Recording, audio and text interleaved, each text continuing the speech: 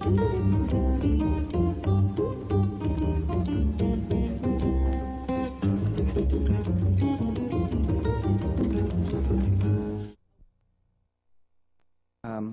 McKenna, should I describe him? I asked a number of people, and they looked puzzled and loped off. Finally, I managed to get a consensus, which is this, that Terence is an expert in Amazonian shamanism, a philosopher, and an explorer of altered states, the sort of thing we all do when we get home of an evening.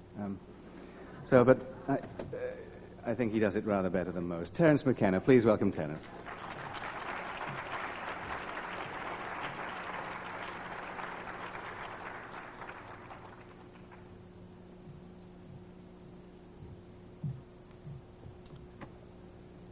Well, I'm aware of how late in the day it is, and I know some of you must be double parked, so I'll make this as succinct as possible.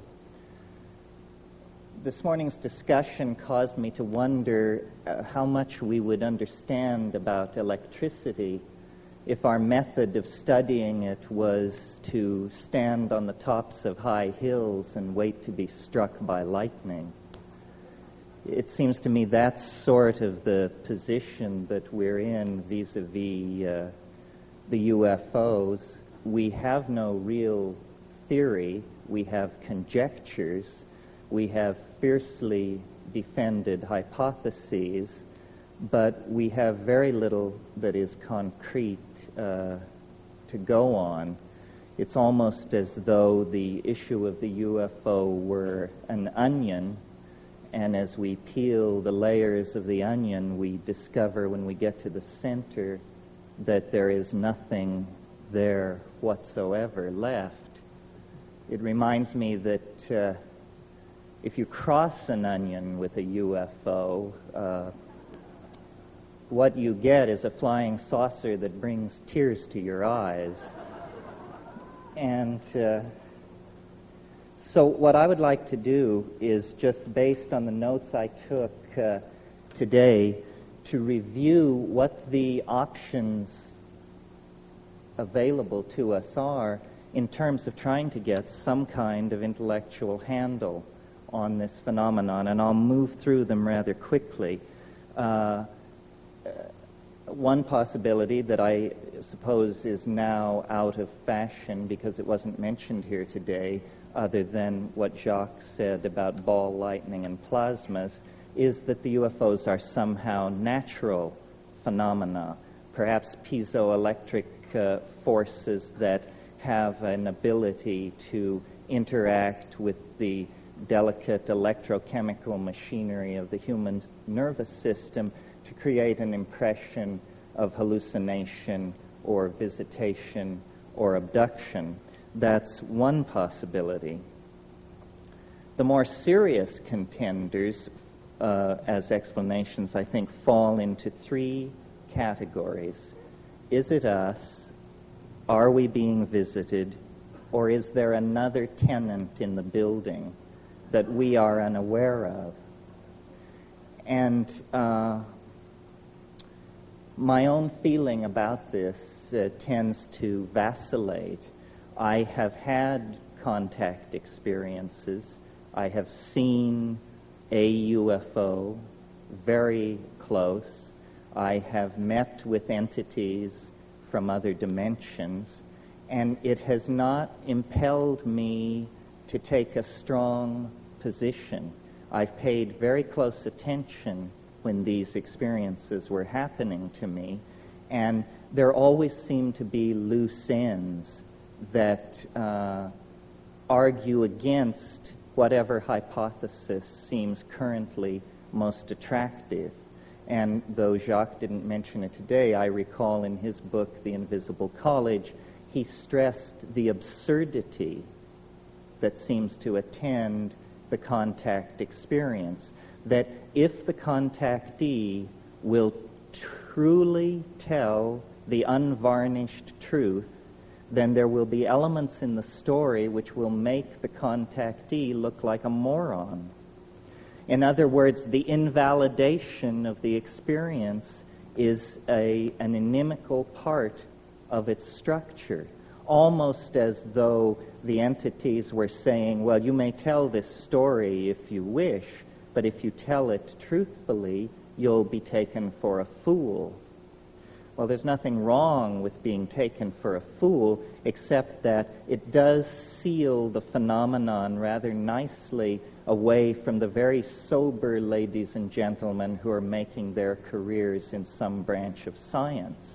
They are not interested in investigating the kinky, the anecdotal, the possibly pathological. In preparation for this conference, I reread Carl Jung's book published in 1954 called Flying Saucers, A Modern Myth of Things Seen in the Sky. And to my mind, no one has really gone beyond Jung. He understood very clearly that saying that something is a denizen of the psychic realm no way precludes its also having efficacious force in the physical realm through the phenomenon which he called synchronicity. Some of the points which Jacques made today about the nature of the medical examinations that are reported, they are absurd. They are unnecessary to be performed at our level of technology, let alone any future, more advanced level that we might be asked to believe in. So if the UFO phenomenon is something that is coming from us, then what is it, and what is it for? And I've given a good deal of thought to this question over the years because I tend to lean toward the notion that the UFO problem, like many subtle problems, is haunted by our own naivete concerning language. If I were to randomly choose, and don't worry, I shan't, 5 of you to come up here, and each one of you would have 40 seconds to explain to the rest of us what an atom is, it would be preposterous. None of us know. I doubt there's a person in this room who can give an account of the atom that tallies with the quote-unquote orthodox description of the atom. So there is a curious fuzziness about the most mundane parts of reality when we really attempt to magnify and understand them in the clear light of consciousness. How much more ambiguity there is then, naturally, attendant upon the examination of any kind of phenomena which are rare or tend to be fringy. So it isn't a matter of achieving consensus over the UFO. We can't even achieve consensus about what constitutes a decent souffle. So this passionate desire to drag us all under the umbrella of a single explanation is, I think, missing the point. To my mind, if the UFO phenomena is something arising out of the superego of the human psychic organization, then we should ask why. What is it doing? And I don't want to sound like a public relations agent for Jacques Vallée, but to my mind, with the exception of Jung, Jacques is the only commentator on the phenomenon who has really pushed the frontier back. To my mind, in The Invisible College, when Vallée says, in looking at the effect, not asking the question, what is it, but what does it do, you very quickly see what the flying saucers are doing. What they are doing is eroding faith in science. They are an antidote to the scientific paradigm that has evolved over the past 400 years and which has led us to the brink of global catastrophe.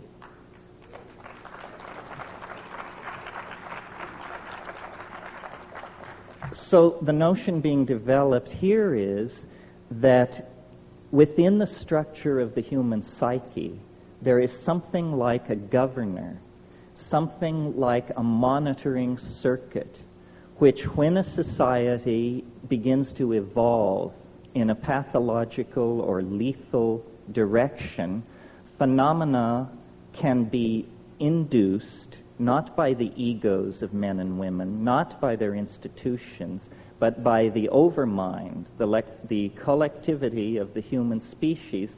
Phenomena can be induced which are so corrosive to the ideologies currently in place that their underpinnings are cut away, their validity is called into question, and their programs for social development and control are invalidated and destroyed.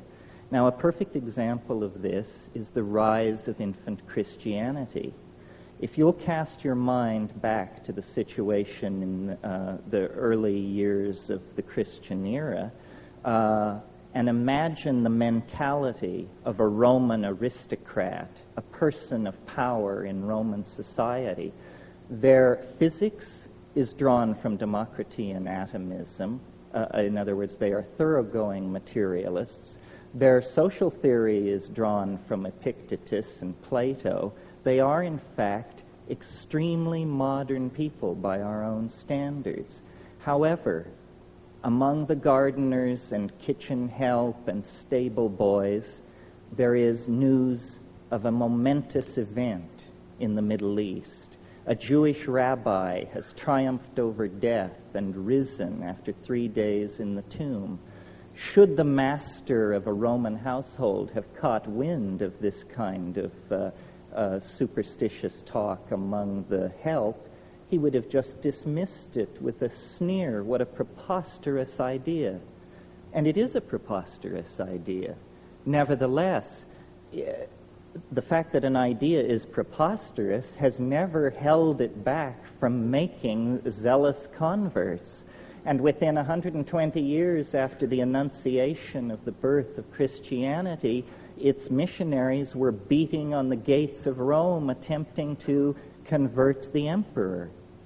Now I see a similar situation in the modern context, that rationalism, scientific technology, which began and came out of the scholasticism of the Middle Ages and the quite legitimate wish to glorify God through an appreciation of His natural world, turned into a kind of demonic pact, a kind of descent into the underworld, a nekeia, if you will, leading to the present cultural and political impasse that involves massive stockpiles of atomic weapons, huge propagandized populations cut off from any knowledge of their real histories, male-dominated organizations plying their message of lethal destruction and inevitable historical advance. And into this situation comes suddenly an anomaly, something which cannot be explained. I believe that that is the purpose of the UFO, to inject uncertainty into the male-dominated, paternalistic, rational, solar myth under which we are suffering.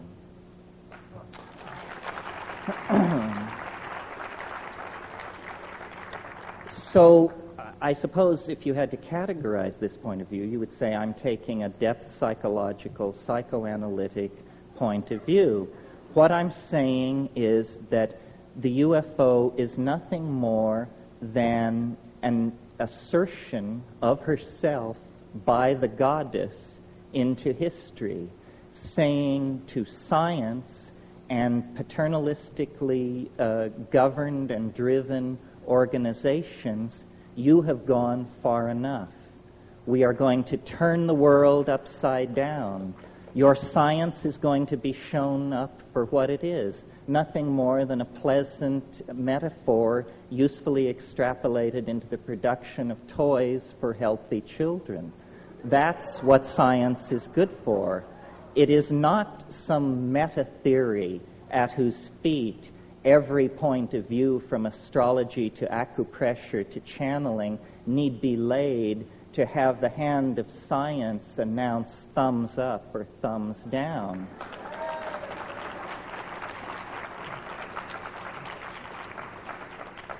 Now, there is another possibility which can be dovetailed into the first. It is that it is not so much the oversoul or the superego of the human species which is responsible for stopping scientific masculine paternalism in its tracks, but rather that, unbeknownst to self-absorbed and myopic human beings, we have always shared, or at least for a very long period of time, have shared this planet with another intelligent species, another entity, which may have been perfectly content to allow us to abide in our ignorance of its presence until the point where it came to its awareness that our style was toxifying, ruining, raping, and perverting the planet. And at that point, this thing springs into action with similar end results as the previous scenario, the invocation of the superego. It's astonishing to me that in the 45 years that the UFO, are we being visited question has been kicked around, I have never seen in any UFO book or publication the suggestion made that if we believe we are being visited by organic, intelligent life forms from some other dimension or place in the galaxy, then we should very, very thoroughly examine the ecology of this planet for traces of its presence. What assurance do we have that the several million life forms that we know to exist on this planet all evolved here? Do we have any assurance? There are ways to gain that assurance by doing comparative DNA sequencing and this sort of thing. Some of you may know my own position, or one of my positions, which is that plants and fungi containing psychoactive compounds are extremely viable candidates for extraterrestrial intruders into the environment of this planet. And this is not to put down Whitley's story, which is a very interesting story, but had he prefaced his story with the comment that before it all happened he took 5 grams of mushrooms, I doubt he could have sold it to his mother. Because in the world where mushrooms and other psychedelic plants are imbibed, such stories are commonplace. It's no big deal. So I'm always amused by UFO investigators and compilers of data who will tell you, well, the first thing we did is we got rid of all the stories told by anybody who was intoxicated on anything. It seems to me that move has probably absolutely precluded any possibility of understanding what is going on.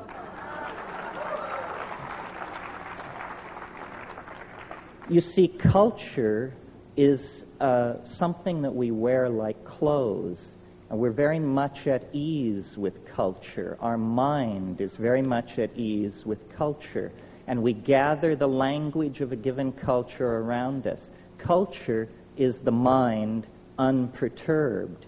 When a shaman or an ecstatic visionary goes into the wilderness and through ordeal or yogic practice or breath control or the taking of a psychoactive substance perturbs the mind, then we see what the mind is out naked, undressed from the clothing of language and convention.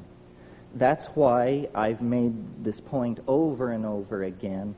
There will not be a serious discussion of the origin of UFOs, or for that matter, of the nature of consciousness itself, until we leave the utterly culture-bound, provincial, and hick-like attitude that science has foisted on us about perturbing the mind. Without the use of psychedelic substances, I think solving the UFO dilemma is going to be as thankless a task as attempting to understand the nature of the universe without availing yourself of the use of a telescope. It is simply tying our hands behind our backs. Now, there is a third possibility, which is the one that is the more commonly entertained notion, which is simply that we are being observed by intelligent life forms that evolved somewhere else in the galaxy. They have quarantined our planet to keep us from being agitated by their presence, and they will eventually reveal themselves. I find this an extremely odious notion, especially the part about how much chaos there will be if the truth is ever revealed. This is nothing more than the reassertion of masculine paternalism, its right to keep secrets from the rest of us, its belief that there is a privileged all-male class of people who can be let in on what's really going on, and the rest of us, poor dears, have to be shielded from these tremendously shocking facts. I discussed this once with an entity, and it said to me, well, you know, we've disguised ourselves as an extraterrestrial invasion so as to not alarm people with what's really going on. We're getting close to the end, folks. There is a fourth possibility, which I mention only in the interests of thoroughness, which is that these entities and their vehicles are not spacecraft at all, but are in some sense time craft, and that we may be the tremendous sense of empathy with these quite physically unusual beings may arise out of the fact that we're looking into the faces of our great-great-great-grandchildren, who may be emanating back through time, carrying the message, a message about some sort of future event or situation that lies many centuries downstream from us, but that is of such import that from that point, agents are moving backward and possibly forward through time, spreading the news of some kind of mode shift. This doesn't seem to me to be impossible. However, based on my own experience, which is what I think this thing really comes down to, because what we have in the UFO issue is an official position supported by scientists, whether they be Neanderthal right-wingers or doctrinaire Marxists or whatever, a conspiracy of consensus against the personal experiences of individual human beings who are told, well, what you're saying happened to you can't have happened. You are insane, you are mentally ill, you are mistaken. So what we really have here is a political issue. Which do you believe? Your perceptions, memories, and expectations aided by your intellect, or some kind of utterly abstract, official, doctrinaire, sexist philosophy laid on from above? So I think really what the saucers do, if you accept their presence, is they empower us. They empower us to see science for the shell game that it is, to see the past 400 years of Western culture for the pathetic narrowing of the spectrum of allowable phenomena that it is, to the point where people think that if you can't bang on something with a hammer, it isn't real, which to me is just wild talk. I can't even imagine where that kind of thing is coming from. So I think, and I'll just leave you with this final thought, that in lieu of the repression, and it is a repression throughout this century, of legitimately available ways of exploring the modalities of consciousness, and by that I mean psychoactive compounds, the repression of those compounds and their use by science has created a neurotic energy dynamic in the mass psyche, and the mass psyche has begun to hallucinate because the destiny of human beings is to live in the imagination in the hands of the goddess. And wherever that thrust is impeded, psychopathy will result. There will be neurosis, there will be psychic epidemic, there will be confusion. So I believe that until we form a resolution to conduct an unfettered and mature exploration of the human psychology using all the tools available to us, that the skies of Earth will continue to be haunted by flying saucers. They will continue to be haunted by flying saucers and their denizens because they are symbols of our infantilism, of our sense of loss, of our incompleteness. And we can heal that breach by simply recognizing that the true mystery lies within us. The true mystery is in the mind, and its historical promise is the transformation of our society through the abandonment of reason as it has been narrowly defined by this extremely solar, masculine, paternalistic, materialistic legacy that we are the victims of. Well, I could talk for a long time, but I think that's it in a nutshell. Thank you. Thank you.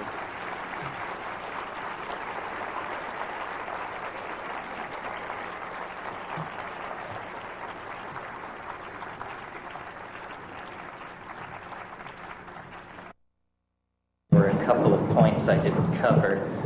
Before I get into that, though, I would like to thank and call attention to the magnificent accomplishment of Elise Agar and the Omega Foundation.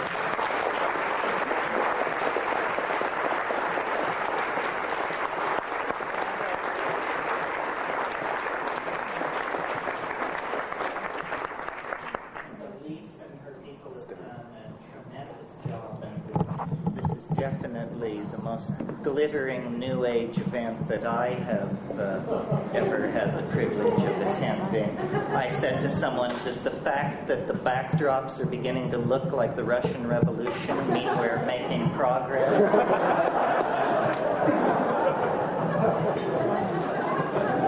Can you all hear me?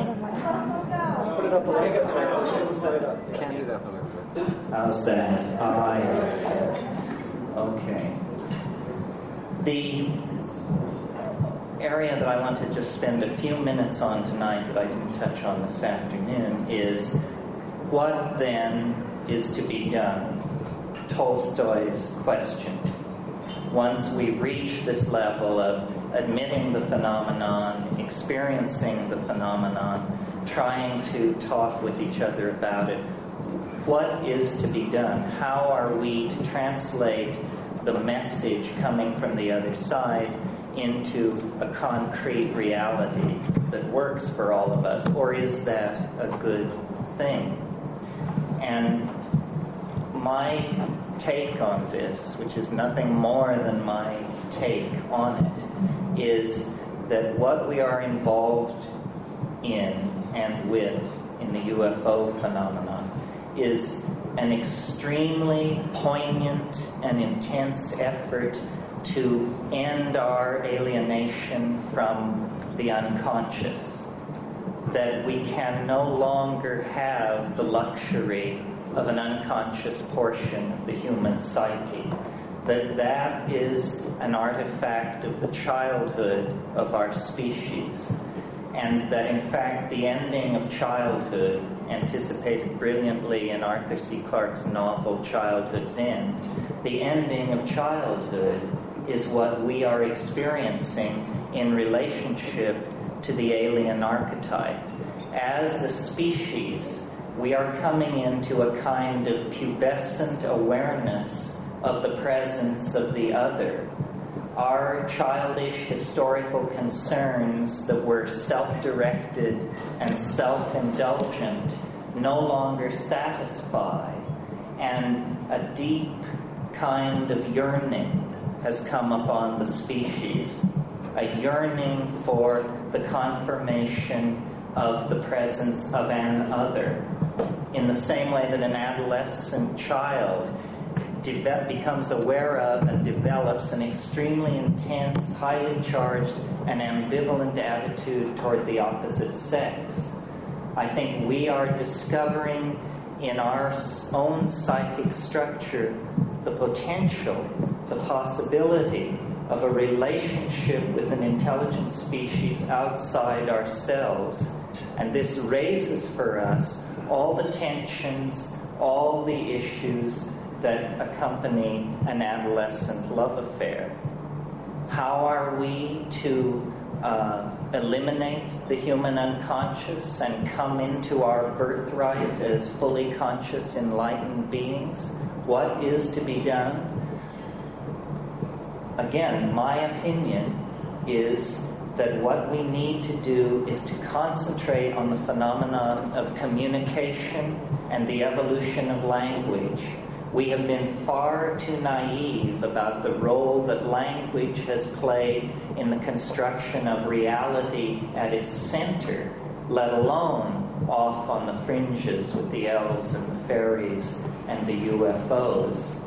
We need to test the envelope of language. We need to perfect the fine idea of being able to communicate with each other. At the moment, and I think we proved it at this conference, it's nothing more than a fine idea. I felt before I came to this meeting that we would all sit down in a room and make great progress in about an hour toward understanding the phenomenon. And then I discovered that we were all, including myself, heavily freighted with linguistic momentum, the power of our own metaphors to carry us past the opportunity to listen to what other people were saying. And so I think that what we are dreaming of is a common language.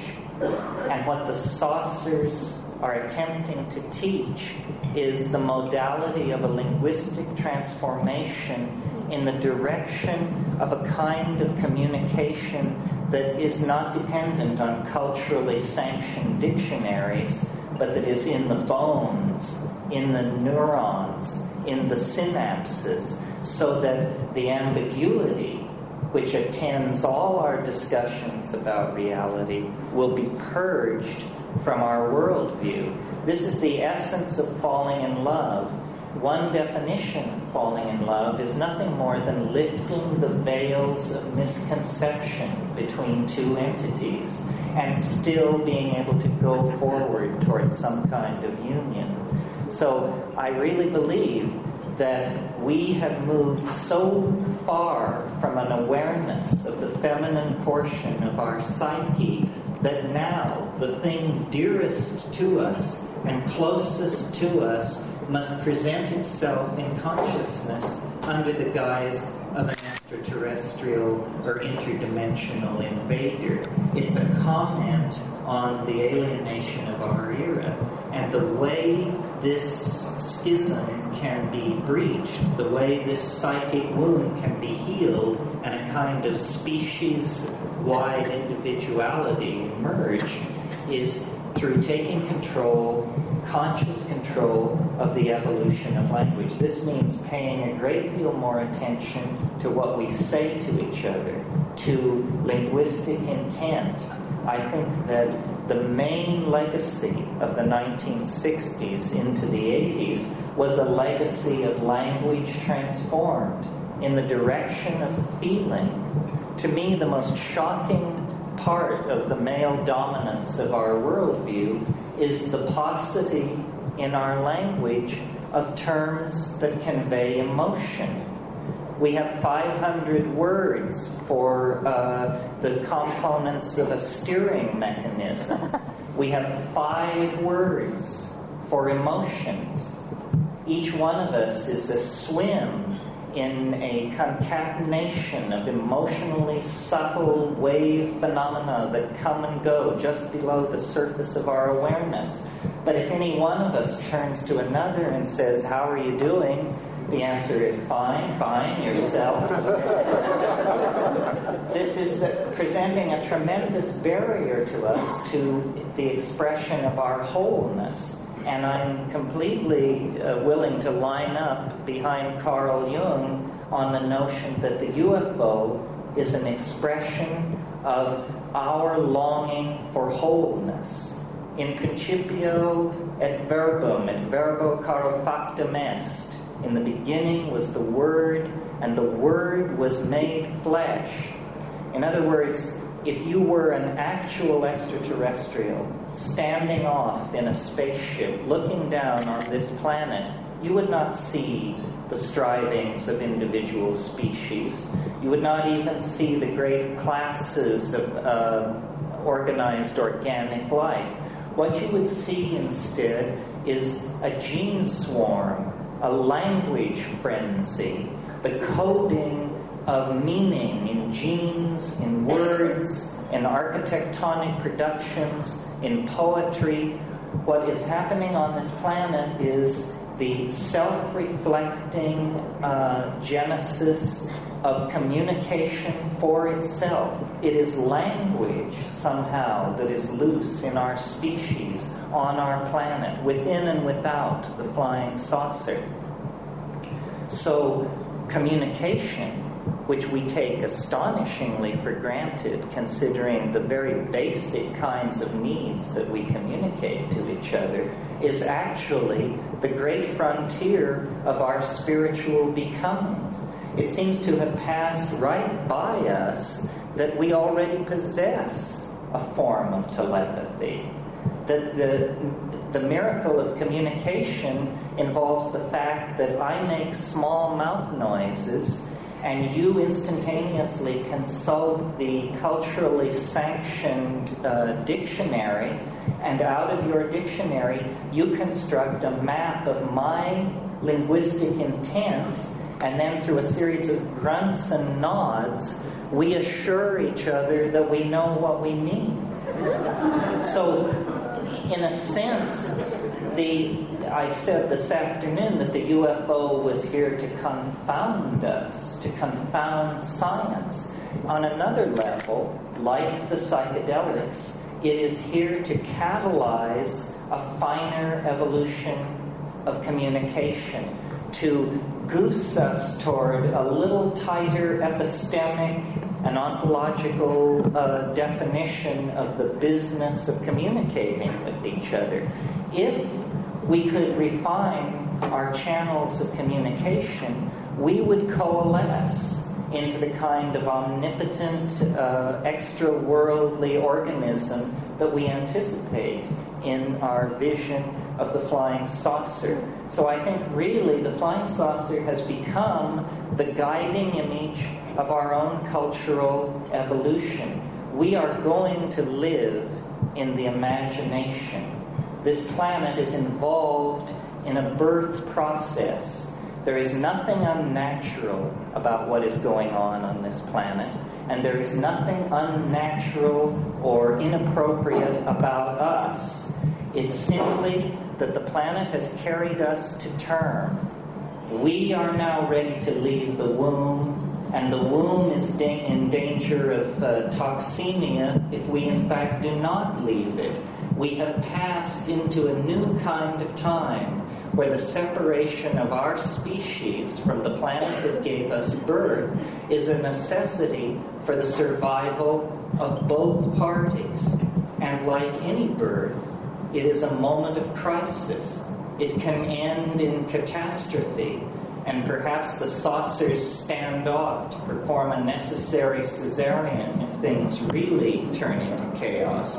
Many contactees report an apocalyptic scenario involving the saucers taking everybody away in the wake or in the imminence of a thermonuclear exchange.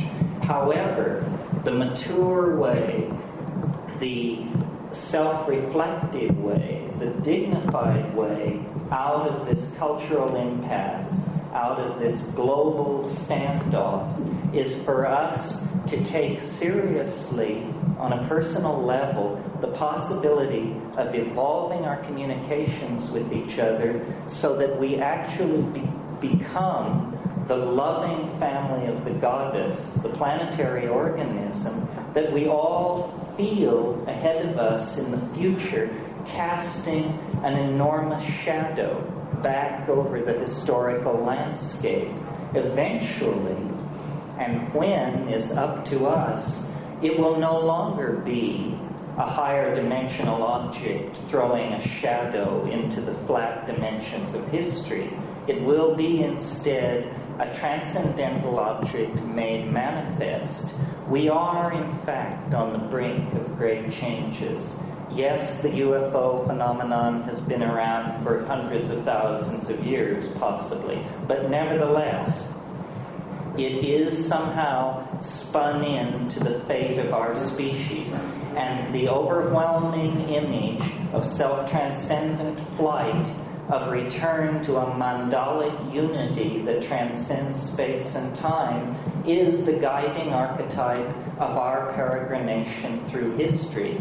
So I believe that the UFO waits at the end of time in the same way that the individuated personality waits at the end of the ontological development of the individual. And if we act in good conscience and with great faith in each other, we can in fact realize the hope of the Irish prayer, which says, "May you be alive at the end of the world." Thank you.